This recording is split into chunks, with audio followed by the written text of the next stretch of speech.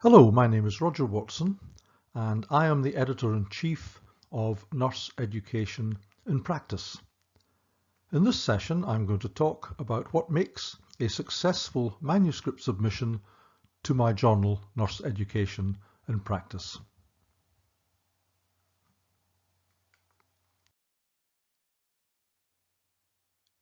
In this session I'm going to look at the publication process under the following headings.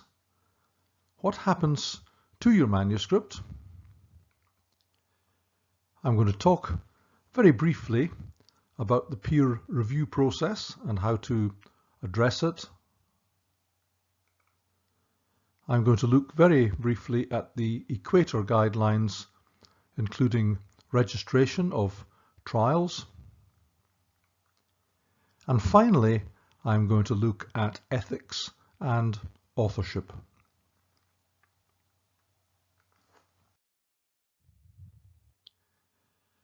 Now, this cartoon is supposed to represent what it feels like to be an author. And like you, I am often myself an author submitting articles to journals. I'm not only an editor.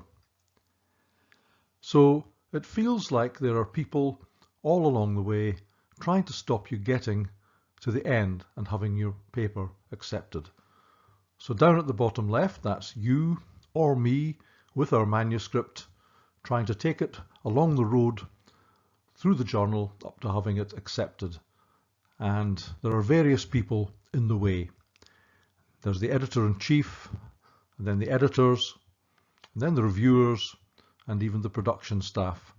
All of these seem to be putting barriers in your way. However, even if that's what it feels like, it isn't actually meant to be like that. These people are actually all here to try to help you to publish the best manuscript you can possibly publish. Unfortunately, sometimes that will involve being rejected. But I want to say at the beginning of this process, please make any rejection the beginning of the next submission.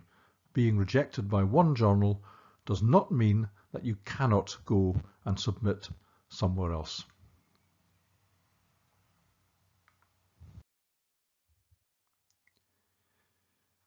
This rather complicated diagram is the publication process at Elsevier, who are the publishers of my journal, Nurse Education in Practice. Up at the top left of the diagram, where it says manuscript submitted, that's you and your co-authors submitting your manuscript. Now, before it comes to any of the editors, the manuscript is then checked by a technical administrative support agent, and they will check it for a list of features that we give them. For example, they will check to see that the manuscript is within the right length, that the abstract is laid out correctly, if it claims, for example, to be a systematic review, that it has the correct diagrams within it, and one or two other technical checks, including the level of similarity to other sources, so that we can decide if editing needs to be done by the author to reduce that similarity and avoid being accused of plagiarism. I will come back to plagiarism later. So you may submit your manuscript and have it returned to you very quickly on the basis of these checks. Once the manuscript has passed that stage, it is assigned to an editor-in-chief or to the deputy editor-in-chief. In Nurse Education in Practice, all of the papers are ultimately handled by the editor-in-chief. However, the deputy editor-in-chief handles midwifery articles specifically.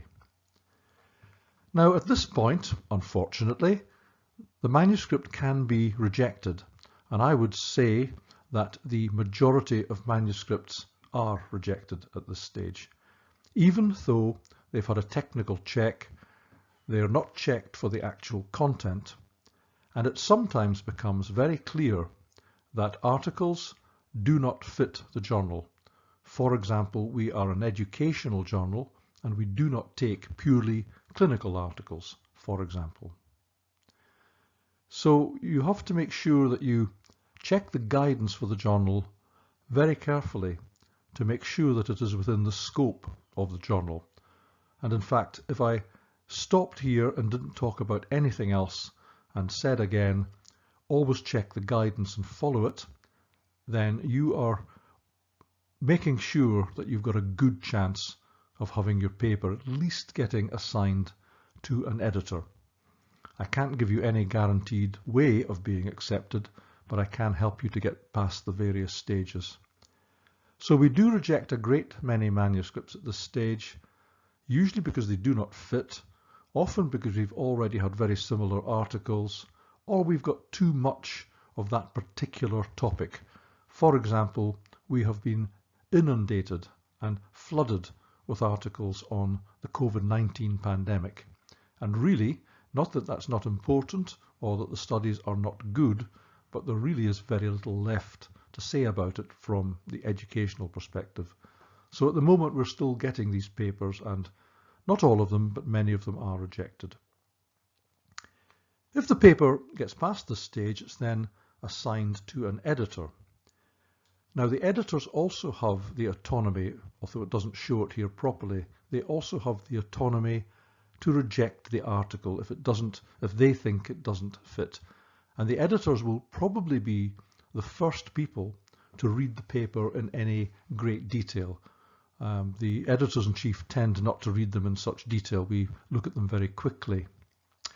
I also meant to say that if the editor or the editors-in-chief reject the article, it's both called desk rejection, you will not have any indication of why the article was rejected. We do not have time at this stage. We will just say it's not within scope or it doesn't meet the standards. It's very unfortunate that you don't get any guidance here, but we simply wouldn't be able to do anything else. So our aim as editors and editors-in-chief is to try to put papers into the reviewing system that we think will be accepted. So we don't want to waste reviewer time or waste the time of the other people involved in the system with articles that are likely to be rejected. However, after reviews are returned, it is often the case there that articles are rejected. Some flaw has been noticed that the editors didn't notice. More commonly, however, after the editors and reviewers have looked at the paper, it will be requested that you do some revisions, and then you will go through the process of submitting the paper again, but only to the editor. And we try to minimize this to one cycle of submission. We try not to have papers going round this cycle of revision too often. But that's all down to us choosing the best papers. Now, if you're lucky and the paper is recommended for acceptance by an editor, it goes up to the top right to the green box, and there the editor-in-chief, that's me alone, looks at the article, makes a final decision on acceptance. It's usually yes, it's very rarely no. I also do a final read in detail and edit the article and send it off to production. I don't see it again. I do not see the proofs. The proofs come to the author, and if you have your paper accepted and you are sent proofs, please check them very, very carefully, because this is the last opportunity you will have.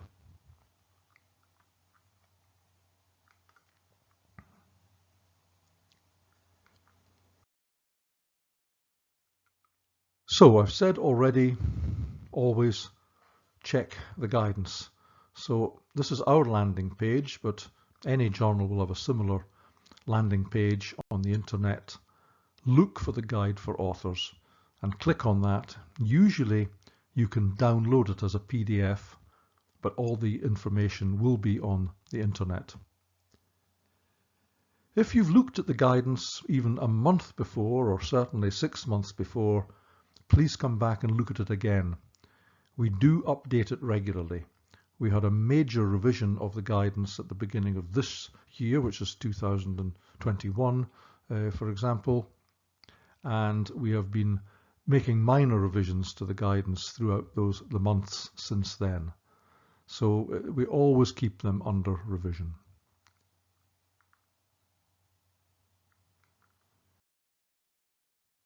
The guidance is important. It will include the aims and scope of the journal, which will tell you what the mission of the journal is. This will tell you what kind of articles we're looking for. So it will tell you what we publish, not just the subject material, but the types of articles. For example, we publish editorials, original research, reviews, and discussion papers. If your paper doesn't fit within one of those categories, then it's not suitable for the journal.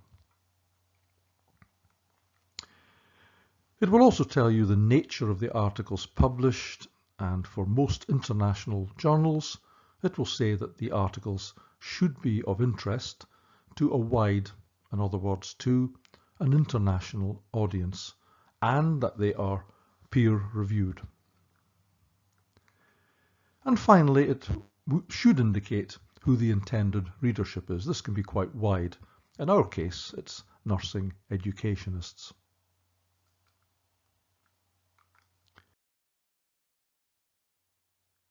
The journal guidelines will also tell you very straightforward things like the length that's expected, the layout that's expected, how you're meant to organize the words on the page, quite literally, double-spaced, size 12 font, wide margins, and in fact we provide templates for you if you want to use them. It will also tell you about the organization of the articles, which I'm going to come to in a minute. And finally, I've put in brackets the referencing system. Make sure that you check that and get it right. For example, we use the APA Harvard system.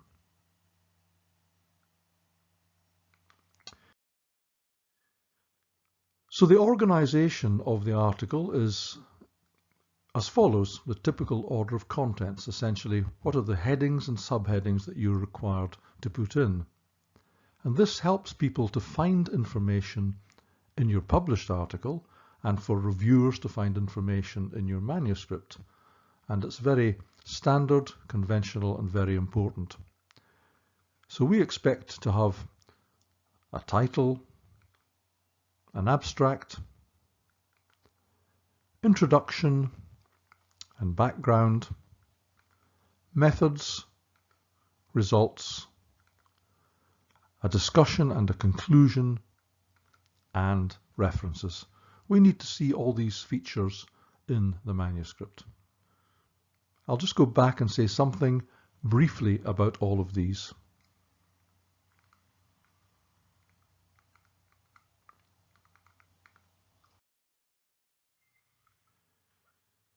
First of all, the title. The title is very important to having your article looked at by an editor-in-chief and then considered by an editor. And your title should be clear, short, and absolutely descriptive of the contents. It should be a title, a statement rather than a question. If it's a systematic review or a randomized trial, make sure that's at the beginning. And we try to discourage people from putting the country into the article title unless it's a very big national study. We find when people put countries into the title, then it makes it of less interest rather than more to international readers. The abstract has its own structure, so please check that. The abstract has got subheadings of aim, background, design, methods, results, and conclusion. We ask for a specific statement of the design in the abstract.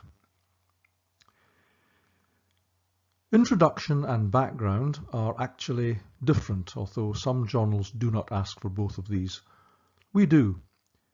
An introduction should be a very wide introduction to the study that you're reporting or the discussion paper that you're reporting. And it should be there to place the study in the correct contexts of policy or practice. It doesn't require a great many references, maybe some key references. The background, on the other hand, is really a short and selective literature review which sets up your study, explains why you're doing it, and should end with a research question. The methods clearly include the design and a description of what you've done. This shouldn't be too long. Then the results, just a clear statement of the results. Do not start to discuss the results or say anything about them, just present them as they are, using tables and figures that are as clear as possible. And if you're not sure how to present tables, check articles that have already been published. Then the discussion should tie it all together and refer to the literature and whether your findings agree or disagree. This is where you should be critical. And finally, a conclusion to tie it all together.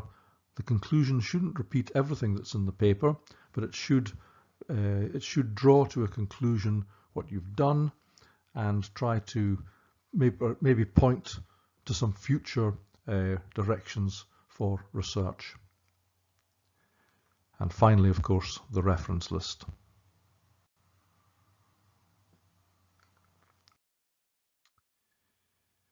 Now, the peer review process is often misunderstood and feared by many and considered to be a barrier, and sometimes indeed it is a barrier to being published. But we prefer to see it as a cooperative venture between the authors, the reviewers, and the publishers. And the publishers include the editors. So what we're trying to do here, as I've said before, is to help you to publish the best possible paper that you can, and also that the journal will publish the best possible papers that it can. Once something is published, it is in the public domain forever. It will be there after we are not here. So we want it to be accurate, truthful, readable, and to add to the body of knowledge. And the reviewers play a major part in this process. You will almost inevitably have to deal with reviewer comments at some point in an article, especially if it's accepted. My advice here is to apply what are called the golden rules of dealing with reviewers, and there are 3 of these. One is answer completely what you're asked to do, answer politely, and answer with evidence.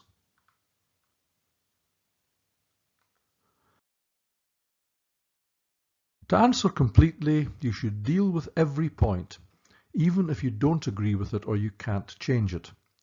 So you mustn't ignore anything that the reviewers ask you to do.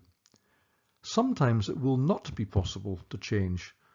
You might find occasionally, very occasionally, that reviewers or editors are wrong, in which case you have to explain why you can't address that point. Sometimes reviewers are contradictory. You have to do your best to say that you're going with one of those reviewers and not the other, and explain that to the editor. The manuscript will not necessarily go back to the reviewers. It may only be dealt with by the editor. So be brave, but not foolhardy. Don't miss things out. Don't be rude, but do deal with every point. I find even if you're not presented with a list of points, it makes very good sense for you to make a list of the points that you've changed, what you've been asked to do, where they are, and what you've done.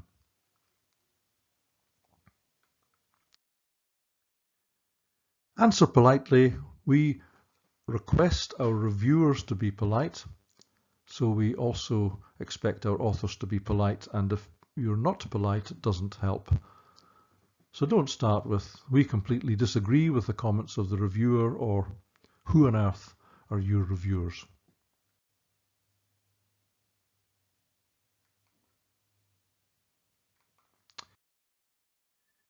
Finally, answer with evidence. Even if you disagree with the reviewer, then provide evidence, facts, and references. And even though you think you may be jeopardizing getting published, you shouldn't. Editors and reviewers are more fair than you probably think. But one thing is certain, if you don't provide evidence, then you may well be rejected.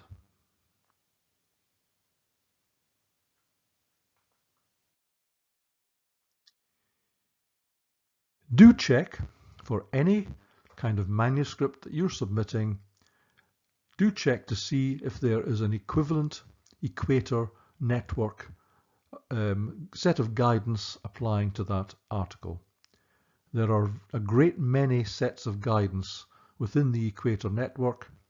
They're all free and available on the internet. I'm only going to refer to two here which are very common and which you may well use in submissions to nurse education and practice.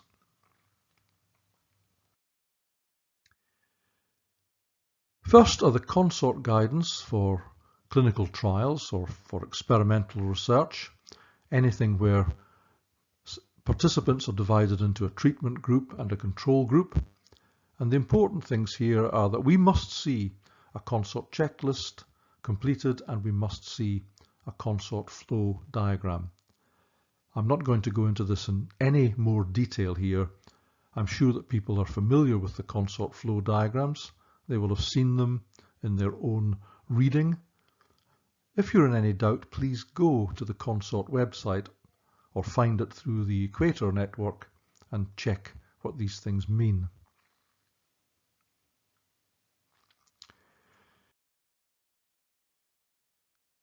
Now, for my journal, you are unlikely to be doing straightforward clinical trials involving patients.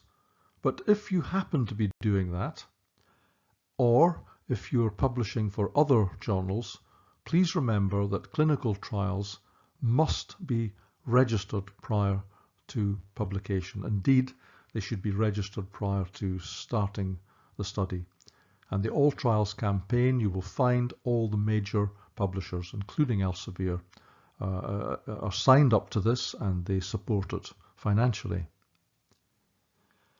So do find an appropriate clinical trial site, and there you must give the title of your study so that it's easily found, the protocol, and the primary and any secondary outcomes from the study. And when you submit the paper, you need to provide that registration number.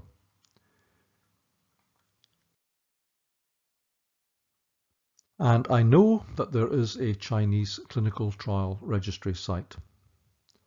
You can only register clinical trials here, but don't forget that it's good practice to register other types of studies and all types of studies, and there are alternative open science registration sites which you can find. If in any doubt, please check the guidance, because in the guidance we provide appropriate links.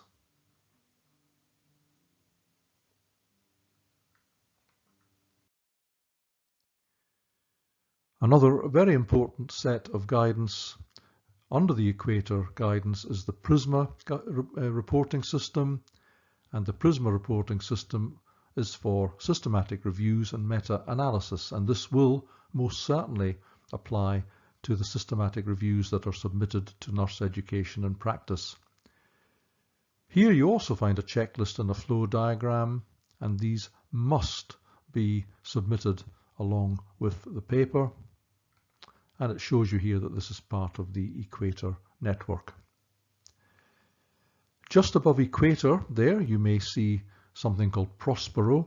This is a site specifically for the registration of systematic reviews. However, only clinical ones, educational ones, cannot be registered there unless they involve patients.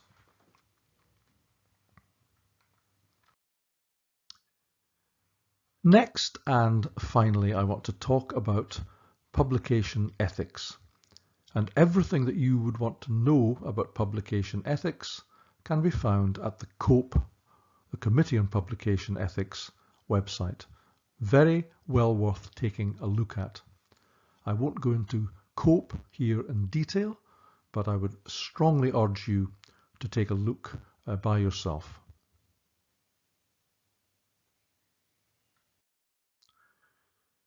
So what are the specific ethical issues in publication?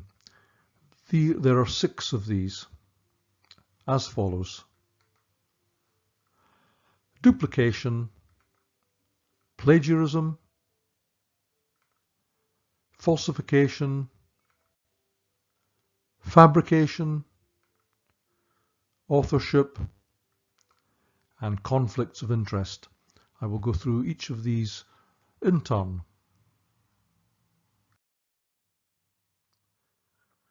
Duplication means not republishing the same findings, not submitting the same manuscript to 2 or more journals at once, and not dividing research projects into too many small papers. Now, when I say not republishing the same findings, you are permitted to publish in a different language. So if you've published in Chinese, you would be permitted to publish the same study in English. However, you must check with both journals, the one where the article was originally published and the one receiving it, and ensure that they know this, and refer to the original paper and give any links to it. I'm often asked about whether or not you can submit your manuscript to more than one journal at a time, and the answer is simply no, you cannot do that. Salami slicing is a little bit more complicated. Clearly, if you do a large study, you do have to produce several articles from it, but the important thing is to make sure that those articles do not overlap too much. We are lenient where methods are concerned, so you can repeat methods across papers, provided that you make sure you refer to other papers that may have been published. But do not divide studies into too small a slice and try to get too many papers out.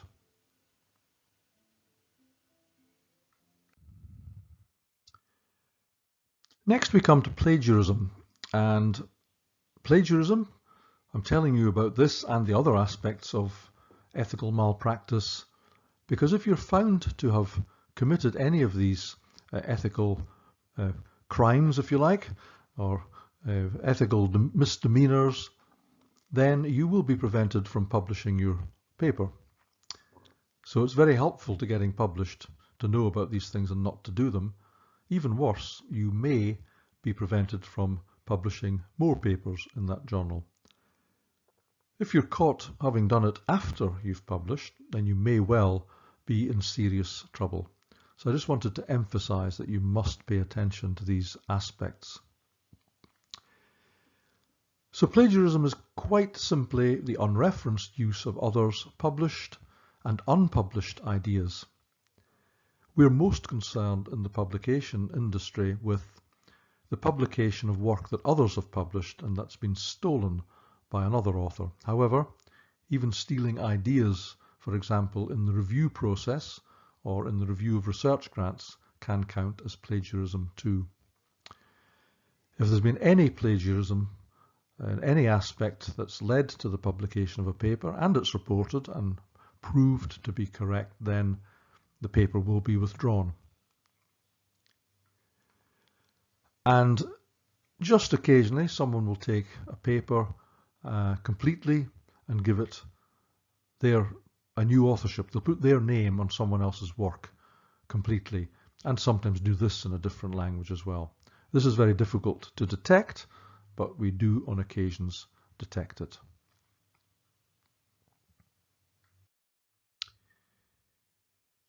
Falsification is manipulating research materials, equipment, or processes, or changing or omitting data or results such that the research is not accurately represented in the research record. In other words, it's not accurately represented in the publication.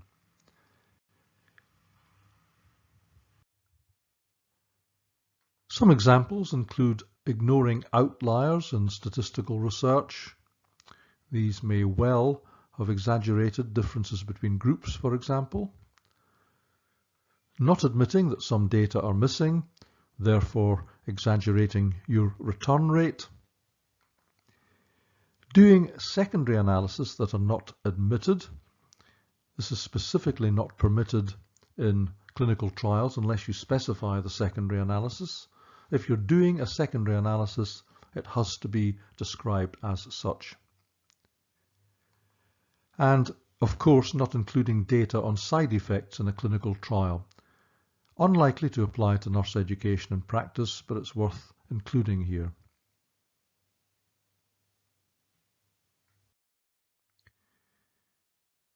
Fabrication is quite simply making up data. So it's making up results and recording or reporting them. You haven't done the research, you have just made it up. Another type of fabrication is including references that don't exist or do not support your argument to make it look as if your arguments are more powerful. And this is very rare, but I have, in fact, in a previous journal, the Journal of Advanced Nursing, when I edited that, dealt with a case where the references were almost entirely fictitious. They did not exist. And it took a very clever and very sharp editor to spot this. That paper, of course, was not published, and the person was reported to their university, and we didn't hear what happened, but I'm assuming that they were in trouble. So we do take these things very, very seriously.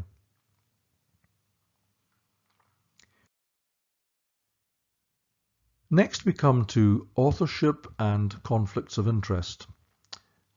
Again, I'm not going to have time to go into these in a great amount of detail, but I would strongly advise you to look at the web page for the International Committee of Medical Journal Editors.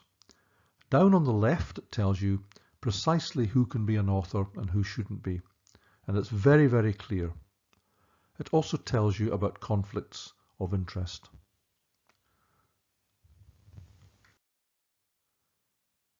So the best practice in authorship is to consult and adhere to the ICMJE guidance. Discuss the order of authorship at the beginning of the project. Document everything in writing.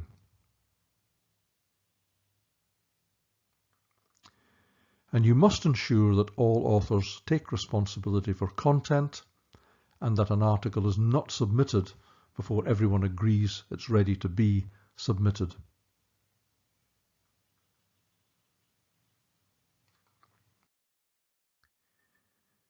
This diagram from the National Institute for Health in the United States, which is available online and free to download, is very helpful in telling you the extent to which you can or can't be an author. Green means yes, and the purple colour means no. And there are a couple of occasions, for example, in fact 3 occasions when you should not be an author. For example, if you only trained or educated the people in the study, or if you only read and commented on the manuscript, or indeed if you had no part in it. People should not be added to articles because they are your boss, your dean, your professor, or because they are powerful. So it's well worth consulting this as a team if you're working with other people and producing manuscripts for publication.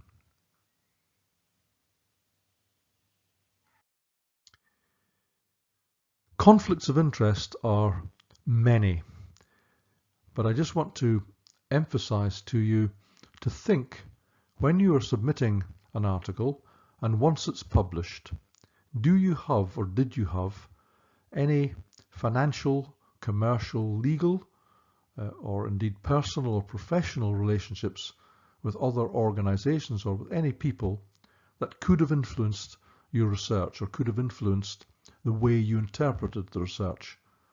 For example, if you're doing a clinical trial of a drug and the clinical trial is funded by a drug company, that could be considered to be a conflict of interest.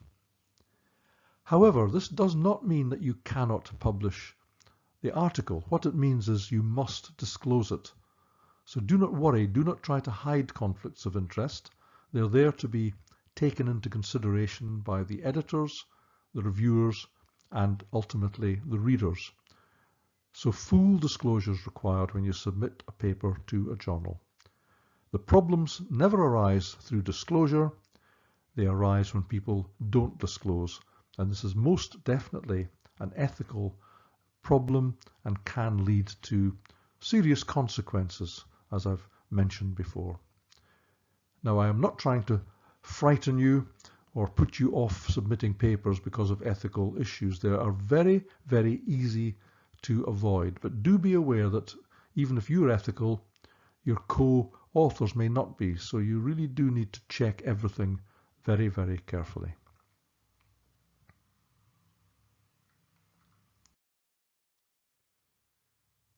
Finally, before I finish, I want to draw your attention to an online publication called Nurse, Author and Editor.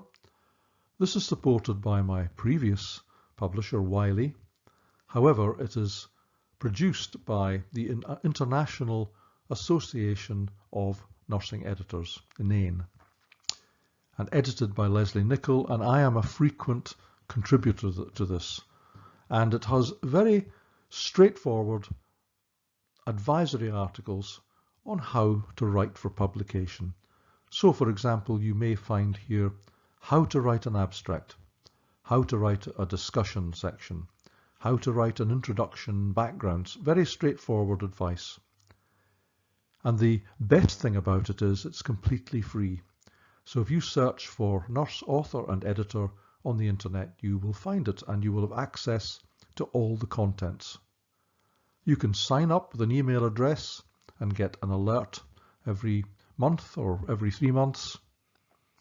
You don't need to. You can access the content directly. And it's very easy to find content. Below, lower down on the page than I've shown here, there's a very good search bar. And you can also write for Nurse, Author and Editor. So please take a look at Nurse, Author and Editor.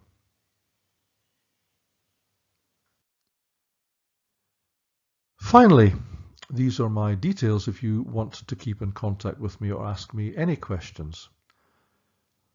My email is r.watson@hull.ac.uk. I work at the University of Hull in the UK. If you want to check my publication record, then it's available at ORCID. In China, you will not be able to follow me on Twitter, but you will be able to find me on WeChat. I look forward to hearing from you. I hope that was useful, and thank you very much for listening.